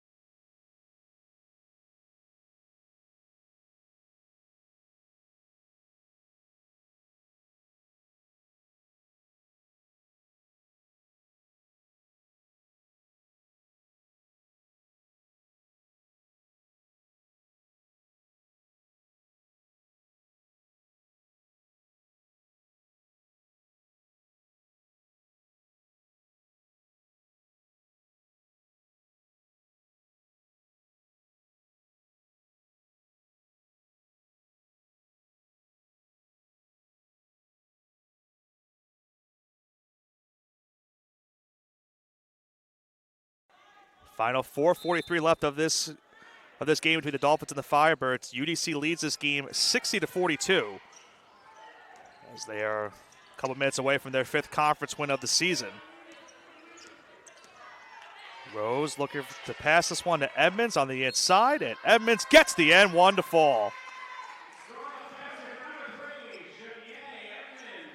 Now, I was noted as well at some point I might lose my broadcast partner Joe Foreman depending on the time remaining in this game, but I will be, as I mentioned, we'll be rejoined by Joe on Monday for the first baseball game of the season. And I will be in person on Monday. You will be in person, that's true. Not on Saturday, though. Not on Saturday, yeah. But I won't be in a crowded pool with the public address and music blaring. Yeah, that's true. Just a one-time thing, for sure. Yes. How loud on a scale? On a scale of 1 to 10, how loud, Nick? In terms of the music, I would say it's like a 6 or a 7. Like, really? Oh, then I need to get off the air, Nick. That's it's not, ridiculous. I can hear it, but it's not like blaring.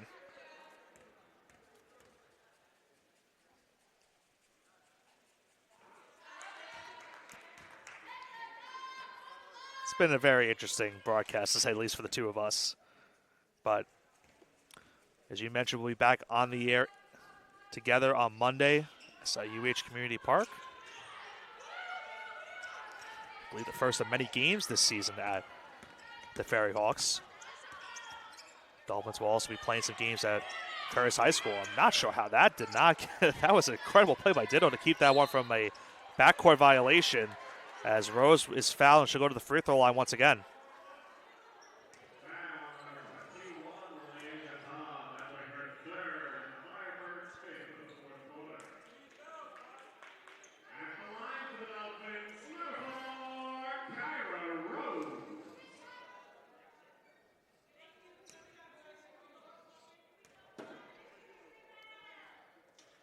Rose knocks down the first free throw, puts the Dolphins within 15.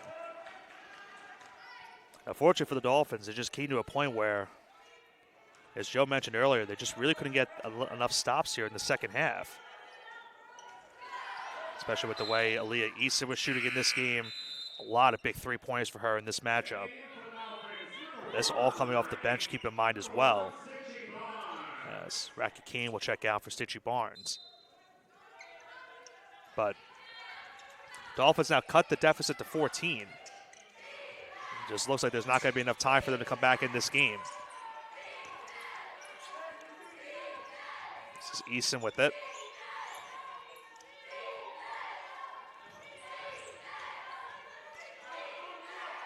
This is Todd now. To Easton now. This is a shot attempt by Smith, and it's tipped back in off the nice second chance opportunity by James Lewis. Rose on the drive, goes up with it, and despite the contact, he's able to get that one to fall. Quick transition for the Dolphins right there, and they force a travel on the other end. So the Dolphins get the basket from Rose, and then she's able to help force a double team and force the turnover. And CSI will get the ball right back. 3:23 to go. They trail now by 14.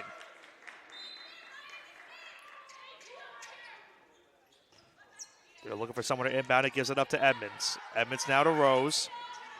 Rose on the drive. Almost gets the N1 to fall. And she will once again go to the free throw line.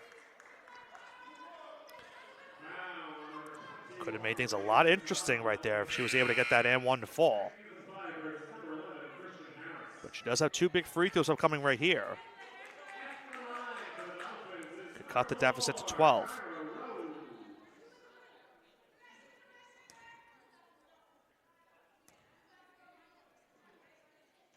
Rose knocks down the first free throw.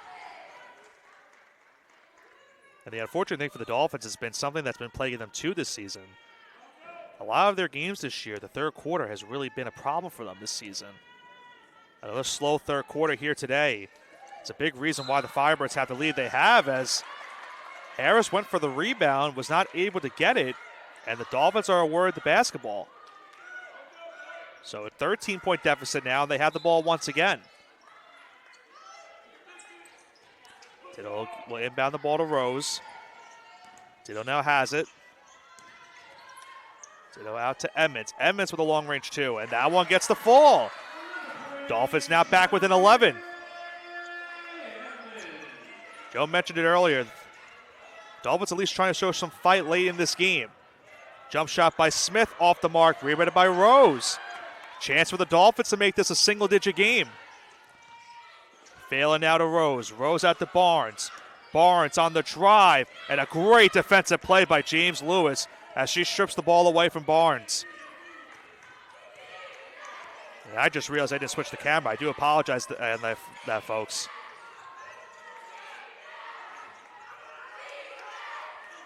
Almost went through the whole game without doing that. 2:25 to go in this game. 10 seconds to go on the shot clock. This is Smith on the drive. Poked away by Edmonds and will remain in possession of the Firebirds with 2 seconds to go on the shot clock. And Joe, I just saw your text now about the camera. This is a shot for Easton at the buzzer. Off the mark. Ball is loose. Still loose, and a jump ball.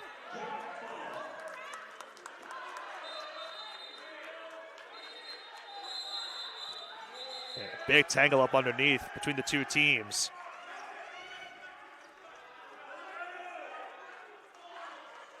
Some exchanging of words right there between the two sides.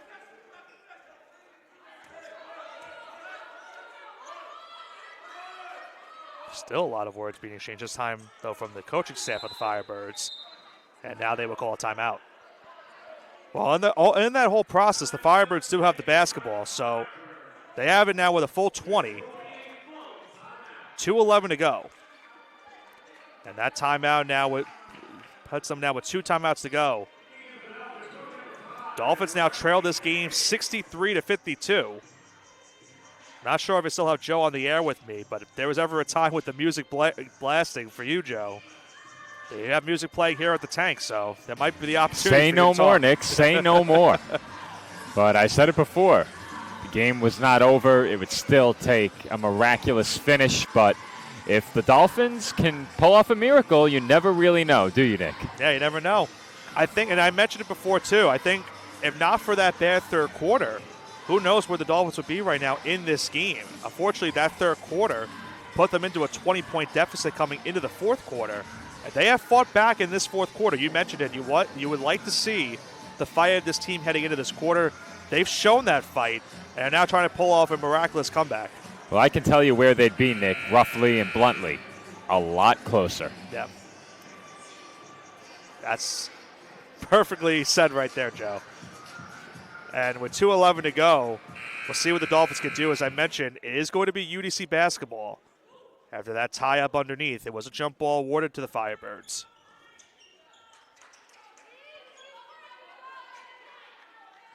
All right, more than likely we'll have Joe maybe one more time before we wrap up this game. We'll have to see depending on when this game ends. I know he has one of his events coming up in just a few short moments. About to be 2 minutes left on the clock. This is Smith with the ball. Goes past Edmonds, or I should say Barnes. That misses, and a chance for Rose to get the rebound. Not available to do it. But when Harris got the ball, she's up on the baseline, so it is CSI basketball. 1 or 2 to go. This is Barnes. It's out to Phelan. Phelan now to Kane. Kane to Edmonds. Edmonds goes up. Gets it to fall. Dolphins back within single digits. 9-point game with 1:35 to go. Dolphins trying to force a turnover. Smith goes up with it very quickly and misses it. Rebounded by Edmonds. Phelan kicks it up to Kane. Kane goes up with the lay-in, but passes it to Rose. Great play by Kane. It's a 7-point game with 1:19 to go. And a timeout called by the Dolphins. And all of a sudden, just when it looked like the Dolphins were out of this game, they're now back within 7 with 1:18 to go in regulation. Never say never, right, Nick? Never say never, no. Gotta love this Dolphins team fighting towards the end of this game. And now they've made things interesting, Joe. A chance with down 7. If they can force a quick turnover on this upcoming possession, don't look now. but they can make this a potential. They can make this one very interesting. Well, UDC going up with a quick shot is baffling, and I think that's just a bad decision. But if they take the full 30 here, where would that leave us? With about 40 seconds? About 48 seconds, I believe. If I'm doing my math correctly. I think you're saying it was 107 remaining, so 38. There's 118 left. 118, so you're right, 48 seconds. So even then, if they don't score and they take the full clock, the Dolphins realistically should not be able to come back in this game unless the Firebirds do them some big favors from the free throw line. We'll see right here what happens. Quick inbound pass to Eason, and Eason was fouled on that play by Phelan. So she'll go to the free throw line. So big free throws, as you mentioned, Joe. This will be the chance for the Dolphins if they want to come back into this game. They're going to need some missed free throws at this other end by Eason. She's had a really big impact off the bench in this game. Try to keep her team's lead and hold on to this in this game. Eason knocks down the first one. Her team now up 8.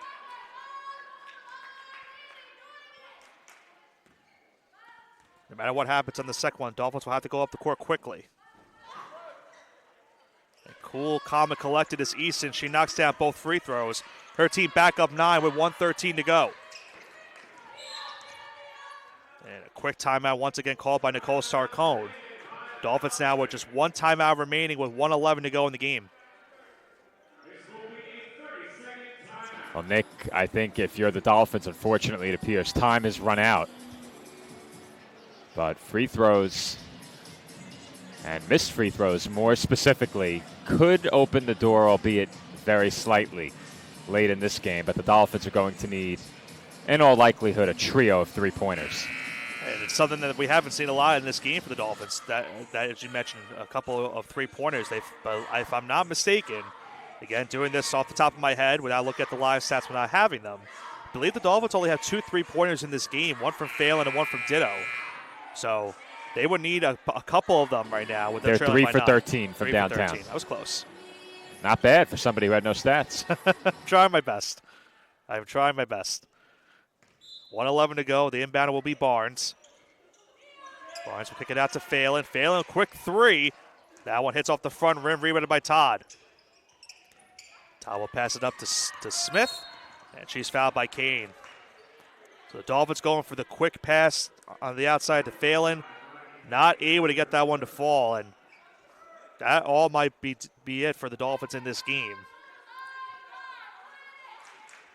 Just got to inform my broadcast partner, Joe Foreman, was kicked offline from where he is at in East Brunswick. So that'll be the last time we hear for Joe in this game here today. Appreciate his time to call this game with me.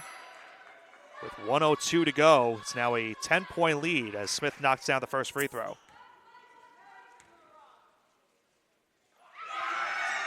Both free throws are hit. Smith now puts her team up 11.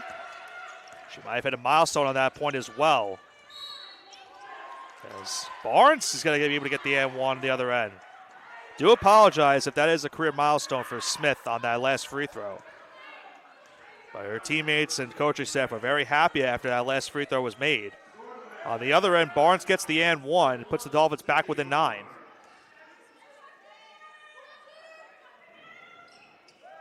And Barnes gets a friendly bounce right there. The Dolphins go back down within 8 as UDC will call their second to last timeout.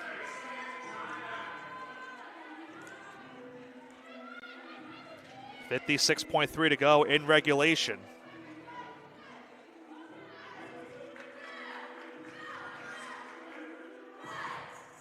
And for these two teams, for UDC, we'll look at their next game. I mentioned earlier on, they're back on the road on Wednesday at Roberts Wesleyan. A big matchup for them there. For the Dolphins, for the men and women, they're back in action next Sunday here at the Tank. The women's side will tip off at 1 o'clock. The men's side will start at 3 o'clock. Joe has texted me he's back. The question is he truly back? We'll see. Yes, he is. There he is. I gave you a final send-off just before, but you are back for the conclusion. 56.3 to go. And the Dolphins now trailing by 8 once again. Looking for the inbound, here's Todd. Goes up to Smith, and now they will hold on to it. Eason is fouled by Barnes.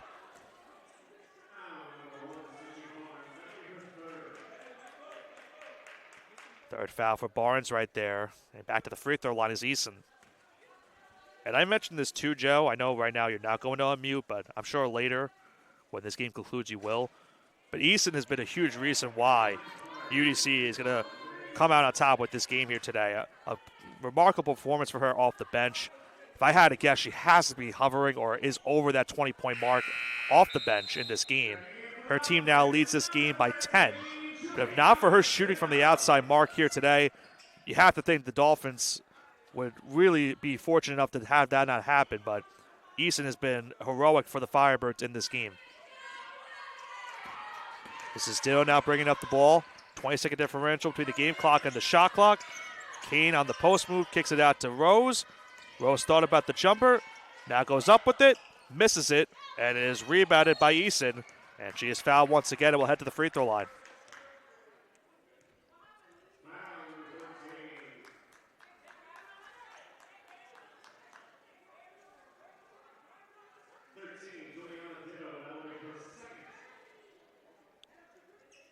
There's a little bit of slight hesitation trying to figure out who got the foul in that last play. It was Juliana Ditto that got the foul. And Eason back to the free throw line. This is that first one.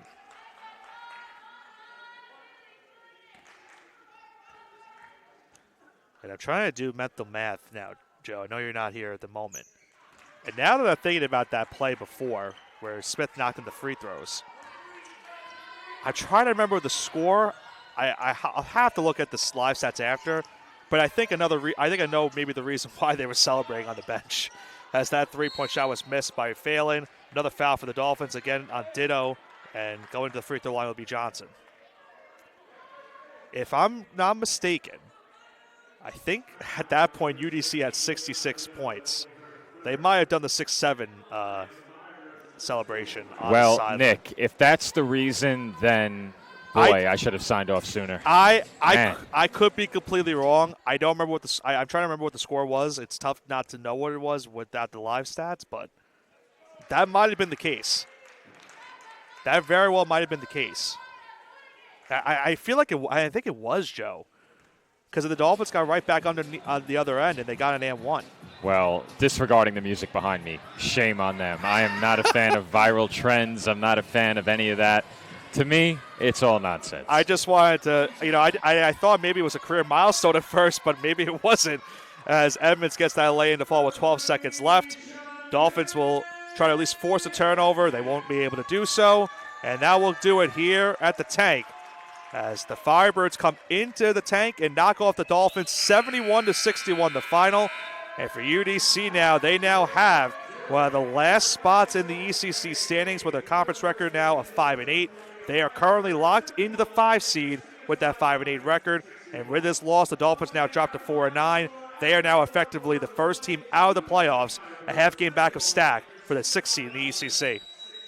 Well, Nick, it's an unfortunate result for the Dolphins, but a lot of the things that they did poorly in this game resulted in self-inflicted wounds. It's turnovers, and it's some sloppy plays. As Nicole Sarcone said, she expected to see her team a bit more prepared, playing with a bit more energy and higher effort. And for whatever reason, they just came out a bit flat in the third quarter, and perhaps more than a bit flat. We've seen it several times already this year. It's surprising to see that one particular quarter repeatedly has been a problem, but it's almost become something that they've had to contend with on a game-by-game basis, and they haven't corrected it. And this is a loss that really hurts, because they could have secured a tiebreaker against one of the teams that they'll be competing with for a playoff spot in the bottom half of the ECC playoff picture. And now with the loss, they find themselves in a position where they don't have the tiebreaker over UDC. UDC has now picked up a game on them in the standings, and the Dolphins, I would say, have to win their next 2 games. And then you look at that game against Malloy in the season finale as a game that maybe you can afford to lose. But that might not be the case, Nick. And this team is going to be faced with, at the very least, a couple of games that I think they have to have, and then one more that they may very well need on Senior Day on their home floor, with me remote once again. background music. The music has been turned off right now, so good timing. I thought I lost you for a second there. You kind of cut out. I did. It's the internet. Okay. But I appreciate our audience putting up with me for this entire game and with the music, which has just restarted. So, Nick, I'll leave it to you to sign off. I'll thank everyone for listening and putting up with me, but I think it's time, Nick. I think it's time to go. Okay, Joe. I'll leave you to it. You take care of your action in East Brunswick. I'll take care of the final moments here at the Tank. The final score of this matchup, 71-61. The Firebirds get a huge win on the road to now establish themselves as one of the top seeds in the ECC at the 5 seed. The Dolphins, as Joe mentioned before, will now need to do some work to try to get into that last spot in the standings. For Joe and I here at the basketball court, here at the Tank, the next time we are on the air is next Sunday, February 22nd. The Dolphins take on Roberts Wesleyan University. I'll be joined by Joe, I believe, on the call via remotely for that game. And then before that, the next time our listeners here on CSI Sportsnet will listen to Joe and I will be this upcoming Monday at SIUH Community Park. The first baseball game of the season, the Dolphins take on Georgian Court University. For the Dolphins softball team, will call their first action of the season next Saturday at the newly renovated softball complex. The Dolphins take on Chestnut Hill College. For everyone here on CSI Sportsnet, for Nicholas Pavona, for Joe Foreman, thank you all for tuning in to today's coverage of the Dolphins and the Firebirds. Once again, the final score of our women's matchup, 71-61. Firebirds get the victory. We will see all of you on Monday for the first day of baseball action. For everyone here at basketball, we'll be back here next Sunday for the Dolphins take on Roberts Wesleyan. Everyone enjoy the rest of your Saturday evening.